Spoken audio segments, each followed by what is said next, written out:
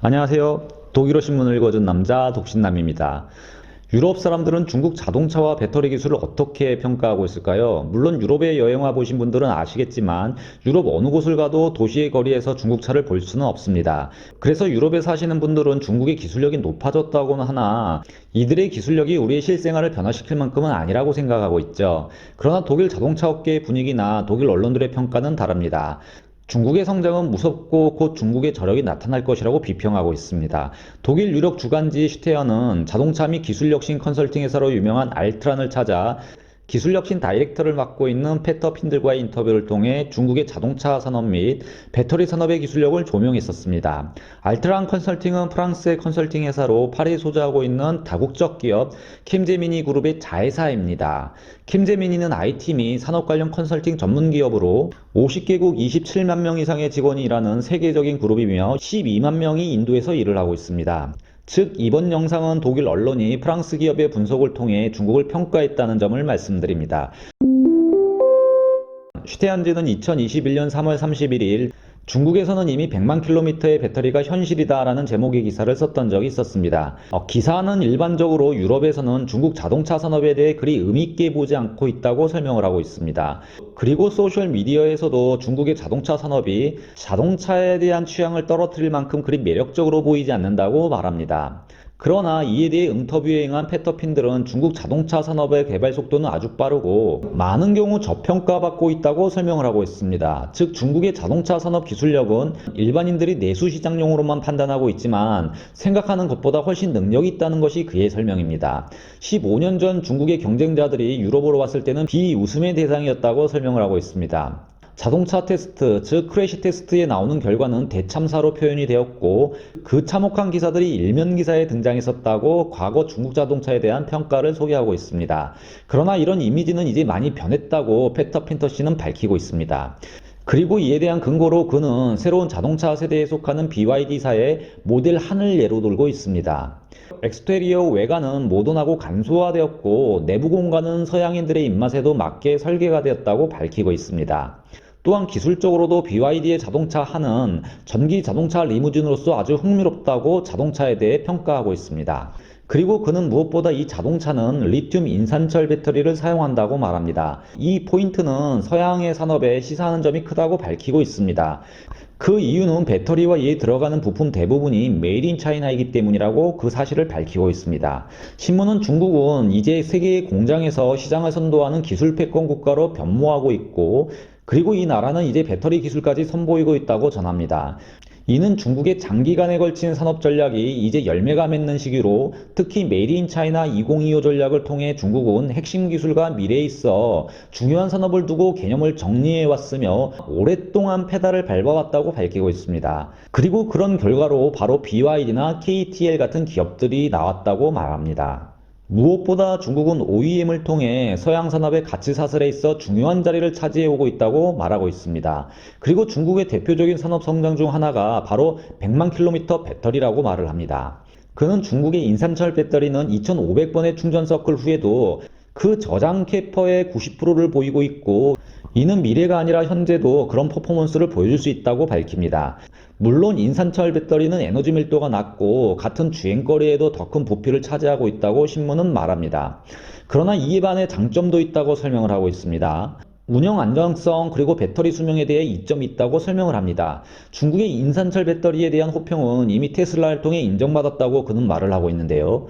페터 핀틀 씨는 테슬라의 모델 3는 이 중국 제품을 쓰고 있다고 설명을 하고 있습니다. 그리고 100만 킬로미터의 배터리는 이제 현실이라고 그는 주장을 하고 있습니다. 페터 핀틀 컨설턴트는 중국인들이 문제를 다루는 새로운 시도가 있다는 점을 강조합니다. 즉, 중국인들은 배터리 문제를 해결하기 위해 기술적으로 새로운 관점으로 배터리를 바라보았다고 전하고 있는데요.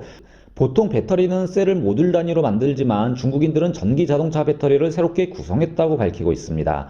이 점이 아주 창의적이라고 말을 합니다. 중국은 큰 모양의 셀 포메이션을 새롭게 했고 셀 조립부터 다르게 했다고 밝힙니다. 그리고 패킹 작업에 들어가는 모듈 없이 밀도 있게 했으며 프로덕션 단계에서는 이를 두고 셀 투 팩이라고 부르고 있다고 말합니다. 이렇게 함으로써 셀을 모듈화시키는 작업을 줄일 수 있고 같은 공간에도 더 많은 캐퍼를 탑재시킬 수 있다고 밝히고 있습니다. 즉 모듈을 없앤 모듈리스 배터리가 되는 거죠. 물론 모든 분들이 다 아시겠지만 이에 대해 잘 모르시는 분들을 위해 좀 더 자세히 설명을 드리면 원래 전기자동차 배터리는 셀, 모듈, 그리고 팩 단위로 구성이 됩니다. 배터리 셀이란 전기 에너지를 방전해서 사용할 수 있는 리튬이온 배터리 기본 단위로서 흔히 얘기하는 배터리의 기본 단위 양극, 음극, 분리막, 전해액으로 구성이 되어 있는데요. 그냥 배터리 하나라고 보시면 됩니다. 이를 셀이라고 부르고 있죠. 그리고 이런 배터리 셀을 외부 충격, 열 진동으로부터 보호하기 위해 일정한 셀의 개수를 묶어 한 프레임에 넣는 것을 모듈이라고 하고 있고요. 배터리 팩은 모듈과 함께 배터리 매니지먼트 시스템, BMS, 냉각 그리고 보조 시스템 등과 탑재하여 한 팩이 완성이 됩니다. 예를 들어 BMW i3의 배터리 팩은 8개의 모듈로 구성이 되어 있고 또 1개의 모듈은 12셀로 구성이 되어 있습니다. 그런데 중국인들은 이런 기본 개념을 깨고 새롭게 배터리를 구성한 건데요. 즉 모듈을 없애고 에너지 밀도를 높이는 방법을 선택을 한 겁니다. 이를 위에서 언급한 CTP 작업, 즉 셀 투 팩이라고 부르고 있는 것이죠. 흔히 양극재로 니켈, 코발트, 망간을 쓰는 3원계 배터리와는 달리 중국은 리튬 인산철 배터리를 이용합니다. 보통 인산철 배터리는 에너지 밀도가 낮고 무게가 무거운데 이를 블레이드 배터리 형태로 만들면 에너지 밀도를 3원계 배터리 수준으로 높일 수가 있습니다. 그리고 블레이드 배터리의 단일 셀은 어레이로 배열되어 팩의 공간 활용도가 기존 블록 배터리에 비해 50% 이상이 증가하게 됩니다. 지금 페터 핀들 컨설턴트는 이 인산철 배터리를 통해 100만 킬로미터 배터리가 현실이 되었다고 말을 하고 있는 것이죠. 제가 이 부분은 공학도가 아니라 통역자로서 해왔던 일이기 때문에요. 조금 기술적인 통역이 잘못되었을 수가 있습니다. 만약 잘못된 부분이 있다면 지적해 주시면 감사하겠습니다. 기사는 계속해서 테슬라3는 바로 이런 중국의 새로운 개념의 배터리를 선택했다고 말을 합니다. 컨설턴트 페터 핀들은 전기자동차 도입 시기인 지금 현재 미국이나 유럽 등 누구든지 이 트렌드를 언제든지 따라갈 수 있다고 말을 하고 있습니다. 무엇보다 사고가 있을 때 이 배터리 모듈을 보호하기 위해서 자동차 업계는 계속해서 더 많은 비용을 지불하며 이 점을 보완해 가고 있는데요. 이로 인해 여기에는 더 많은 소재가 쓰이고 자동차의 무게도 계속해서 커져가고 있다며 중국의 인산철 배터리의 장점이 의미가 있다고 말을 하고 있습니다. 즉 자동차 업계의 배터리로 이 중국 배터리가 새로운 트렌드로도 충분히 자리를 잡아갈 수 있다는 가능성이 있다는 점을 시사한 겁니다. 무엇보다 리튬 인산철 배터리는 안정성 면에서 우수하다고 설명합니다. 외부의 충격이나 셀 내부의 고장으로도 배터리가 화재 사고로 전이되지 않는다고도 밝히고 있습니다. 과방전, 과충전 시 그리고 강한 외부 충격에도 폭발 위험이 없다는 것은 일반적으로 통용되는 의견이기도 합니다. 그는 계속해서 중국 리튬 인산철 배터리는 일단 리튬이온 배터리보다 가격이 싸다는 장점이 있다고 주장하고 있습니다. 그리고 니켈, 코발트 등 중요한 지하 자원에 의존적이지 않아도 된다고 설명을 합니다. 또한 이보다 훨씬 더 많은 규모의 경제를 달성한다면 리튬 인산철 배터리는 훨씬 가격이 더 떨어질 여력이 있으며 후에 다른 곳에 예를 들어 가정용 배터리로도 세팅하기 훨씬 좋다고 설명을 하고 있습니다. 중요한 것은 이제 에너지 전환이라는 큰 패러다임에 있어 그 그림이 아주 적합할 수 있다는 것인데요.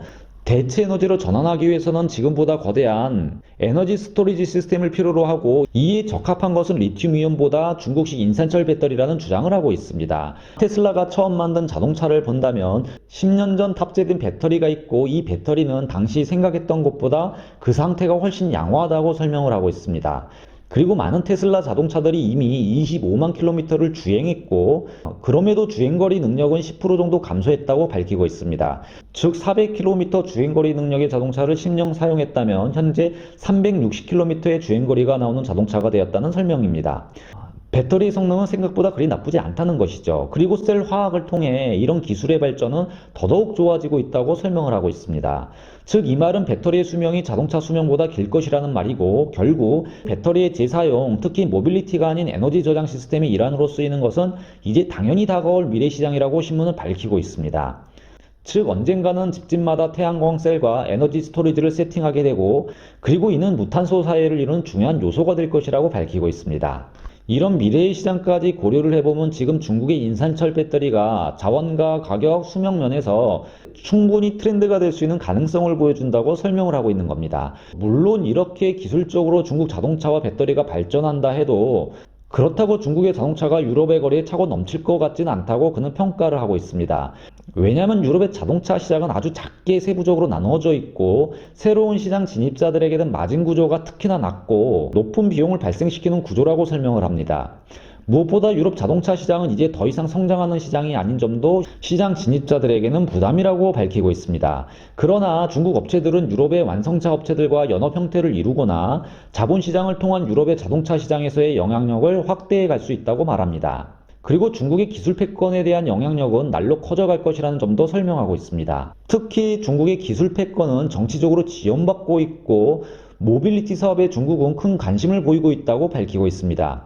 무엇보다 자율주행 자동차 산업과 그 서비스 플랫폼에 관해서는 이미 확인된 분야라고 말을 합니다.